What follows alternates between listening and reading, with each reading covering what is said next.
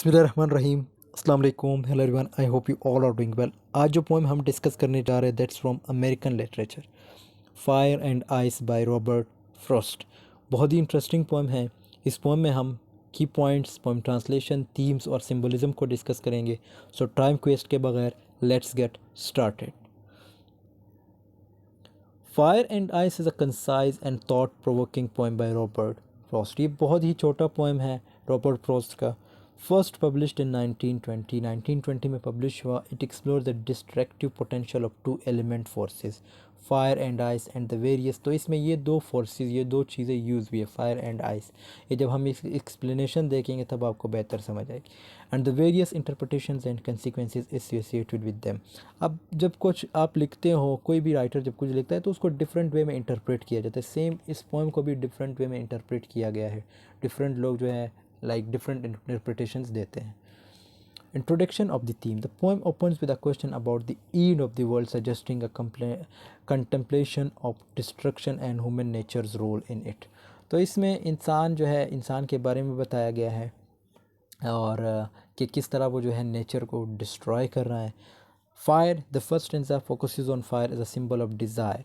अब यहाँ पे मैं एक चीज़ आपको बताना चाहूँगा कि जो फर्स्ट स्टेंजा है वो क्या है, वो किस चीज़ को सिंबलाइज़ कर रहा है, डिज़ायर्स को। ठीक है, पोइट ने देखो दो टाइप्स के इमोशंस जो है एक्सपीरियंस किए हैं। एक है डिज़ायर और दूसरा है हेट, HAT, हेट, नफ़रत। तो डिज़ायर को रॉबर्ट फ्रॉस्ट ने कहा है हीट, HEAT, यानी कि गर्मी। और हेट को यानी नफ़रत को रॉबर्ट फ्रॉस्ट ने कहा है फ्रीज, यानी कि जमना, टर्न से जमना।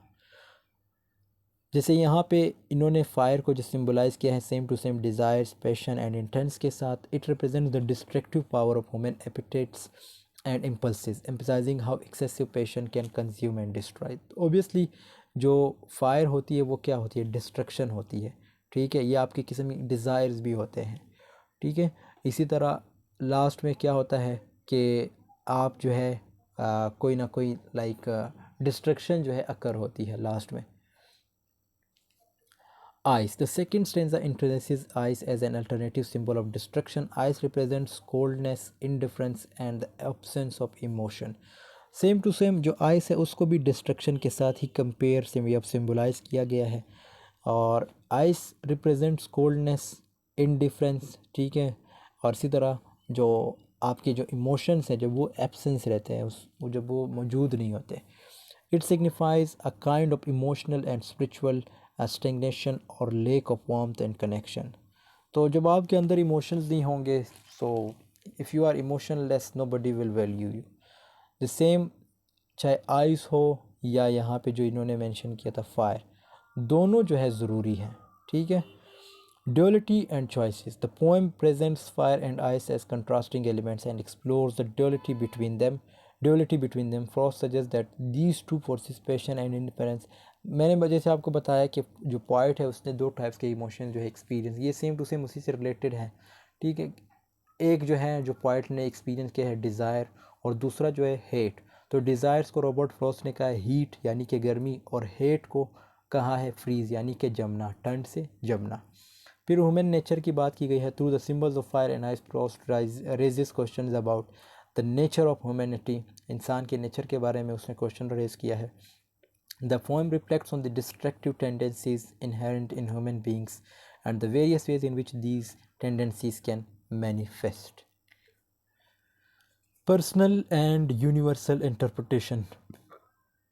As I mentioned in earlier कि कुछ भी जब आप लिखते हो तो उसकी डिफरेंट इंटरप्रिटेशंस होती है। सेम टू सेम इस पोएम को भी डिफरेंट वे में इंटरप्रेट किया गया है। Like fire and ice can be read और on both personal and universal levels.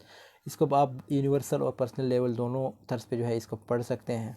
On a personal level it can be interpreted as an exploration of human relationships and the destructive consequences of intense emotions and interpret. मतलब जो इंसानी level पे अगर देखें तो ये इंसान के इमोशंस से जो है इसको कंपेयर किया गया है कि किस तरह जो है जो इंसान के इमोशंस होते हैं उसको तबाही की तरफ ले जाते हैं। और यूनिवर्सल लेवल पे देखें तो ये क्वेश्चन रेज करता है about the potential for a self destruction and the broader implications for humanity. या जब आप किसी और इंसान को जो है तबाह करते हो, ठीक है, यूनिवर्सल लेवल पे इस चीज़ को, क्योंकि फायर का मतलब ये है, ये आपकी एक हेट होती है। ठीक है। इसी तरह जो आइस है वो भी एक किस्म की लाइक फ्रीज़ को ही कहा जाता है, लेकिन ये किस्म की जो है वो भी इमोशंस होते हैं। तो ये चीज़ें जो है मेंशन की गई है, दोनों जो है यानी डिस्ट्रक्टिव है। Conciseness and structure. The brevity and simple structure of the poem contribute to its impact. Faust uses a compact form to convey profound ideas, allowing readers to contemplate the themes presented in condensed and powerful manner. अब ये एक short सी poem है। सो इस poem में क्या है, सबसे पहले जो 2 लाइंस हैं, some say the world will end in fire, some say in ice. कुछ लोग कहते हैं दुनिया आग से ख़त्म होगी, कुछ कहते हैं कि बर्फ़ से ख़त्म होगी। From what I have tasted of desire, I hold with those who favor fire. मैं डिज़ायर को ठीक से जानता हूँ। मतलब डिज़ायर्स के जो इमोशंस होते हैं वो स्पीकर ने एक्सपीरियंस किए हैं। तो डिज़ायर के जो इमोशंस मैंने एक्सपीरियंस किया है, तो मैं उन लोगों के साथ जाऊंगा जो कहते हैं कि दुनिया फायर से ख़त्म होगी, क्योंकि डिज़ायर जो है हीट है। एज आई मैंशन अर्लियर कि पोइट ने 2 टाइप्स के इमोशंस जो है एक्सपीरियंस की है, एक है डिज़ायर और दूसरा है हेट। तो डिज़ायर को रॉबर्ट फ्रॉस्ट ने कहा है हीट यानी कि गर्मी, और हेट को कहा है फ्रीज यानी कि जमना, ठंड से जमना। But if it had to perish twice, I think I know enough of hate to say that for destruction ice is also great. In lines का मतलब ये है, लेकिन अगर ऐसे यानी दुनिया को दोबारा नस्त नाबूद होना होगा, तो मैं सोचता हूँ यानी कि जो हेट है, मतलब जो नफ़रत है, नफ़रत वाले इमोशंस को भी एक्सपीरियंस किया है। और हेट वाला इमोशन क्या था, फ्रीज़ यानी जम जाना, मतलब आइस। तो बर्फ़ जो तबाही करेगी वो भी ग्रेट होगी, और मुझे लगता है आइस भी यानी जो हेट है वो भी इस दुनिया को ख़त्म करने के लिए इतनी ही सही है जितनी कि फायर यानी किसी के डिज़ायर या चाहत, एंड वुड सफाइस। अब इसके अगर थीम्स को देखें तो सबसे पहला थीम है हमारे पास destructive tendencies. The poem delves into the destructive potential of human nature. It examines how fashion and so again as I said कि दोनों जो है डिस्ट्रक्टिव होते हैं, चाहे वो फायर हो और आइस हो, और ये इंसान के इमोशंस के साथ इन्होंने कंपेयर किए हैं।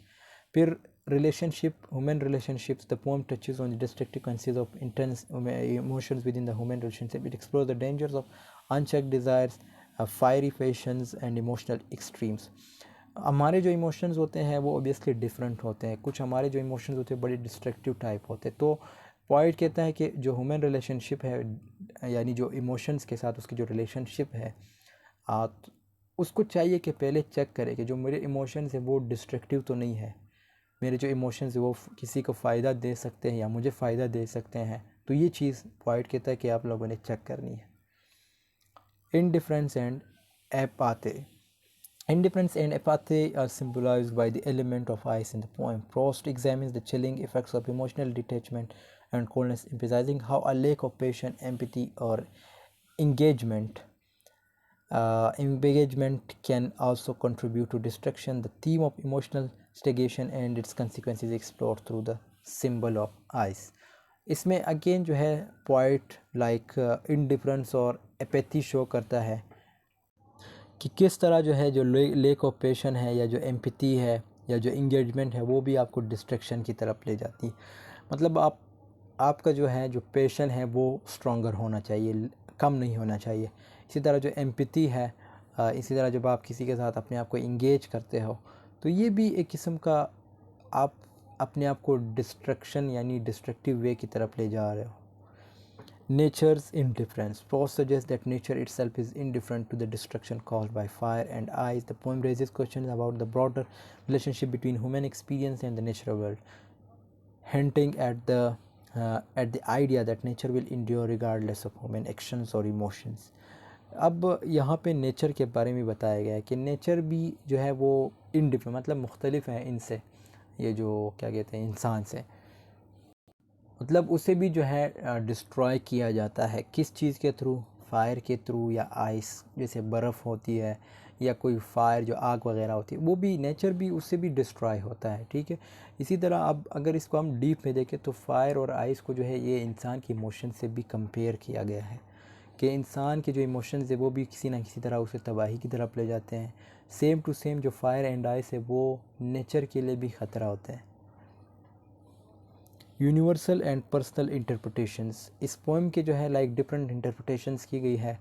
चाहे ये तो हमने इसमें ये जो क्या कहते हैं, इधर एक पॉइंट था जिसमें हमने डिस्कस किया था पिछले लाइक की पॉइंट्स में कि ये पोएम जो है यूनिवर्सली और पर्सनली जो है इंटरप्रेट किया गया है। यूनिवर्सली किस तरह इंटरप्रेट किया गया है और जो है ये ही सेम टू सेम जो थीम है हमने की पॉइंट्स में डिस्कस किया था। Choices and consequences, fire and ice contemplates the choice we make and the consequences that follow. Prost forms readers to consider which of the two destructive forces, fire or ice, might be more effective in bringing about the end of the world. This theme explores the अब point हमसे एक सवाल भी करता है कि कौन सी जो है जो क्या यानी फायर है या जो आइस है ये दुनिया को तबाही की तरफ ले जाती है। तो ये किस्म का एक सवाल है रीडर्स के लिए जो रॉबर्ट फ्रॉस्ट ने रीडर्स के लिए छोड़ा है। ये आप लोग जवाब दीजिएगा। फायर सिंबलिज्म की अगर बात करें तो फायर सिंबलाइजेज डिज़ायर। फायर किस चीज़ को सिंबलाइज करता है? आपके डिज़ायर्स को, आपके पैशन को, आपके इंटेंस इमोशन को, ठीक है। इंटेंस मीन जो शदीद, एक शिद्दत होती है इमोशंस में, उसको। It represents the destructive power of human appetites and impulses. The symbol of the suggest the potential for human passions such as unchecked desire. यानी जो आपके इमोशंस होते हैं उसको जो आपके इंटेंस इमोशंस होते हैं, जो आपके डिज़ायर्स होते हैं, जो आपका पैशन होता है, इट्स बेटर कि आप उसको पहले चेक करें कि यानी वो किसी को यानी आपको कन्फ्लिक्ट की तरफ तो नहीं लेके जा रहा है, आप किसी को तबाह तो नहीं कर रहे हैं या अपने आप को तबाह तो नहीं कर रहे हैं। इसी तरह जो आइस है that symbolises coldness, indifference and emotional detachment. It represents a lake of passion. ये सेम टू सेम हमने की पॉइंट में भी इसको डिस्कस किया था कि आइस किस चीज़ को जो है सिंबलाइज कर रहा है।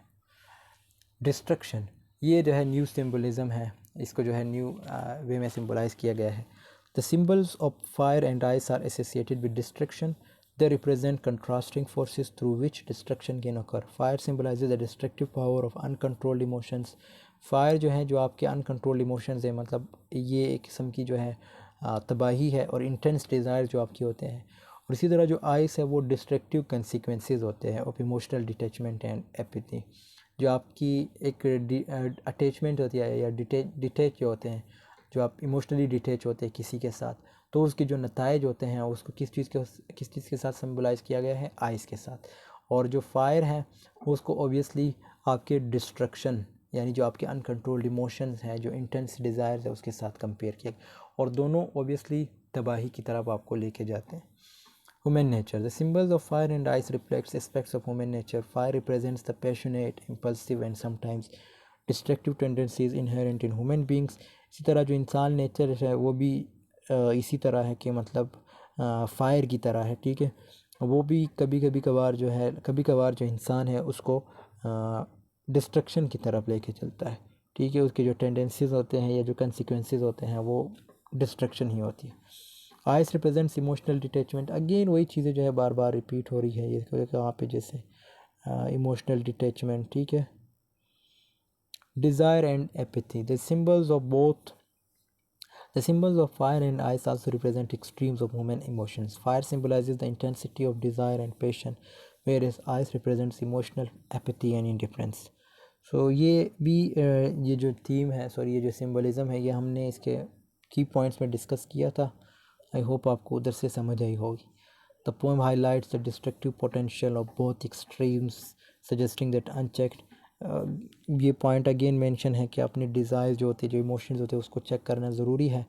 और जो आप किसी के साथ अटैच होते हैं यानी डिटैचमेंट शो करते हैं, तो अपने इमोशंस को कंट्रोल करना, अगर नहीं करते तो फिर रोइन मीन्स आप तबाही या जो नस्त नाबूद हम कहते हैं, बिल्कुल वो चीज़ जो है आपके साथ नमूदार होती है।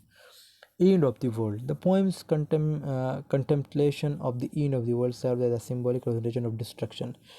अब end of the world, it means it symbolizes destruction. It invites readers to consider the potential consequences of human actions, emotions and choices on a grand scale.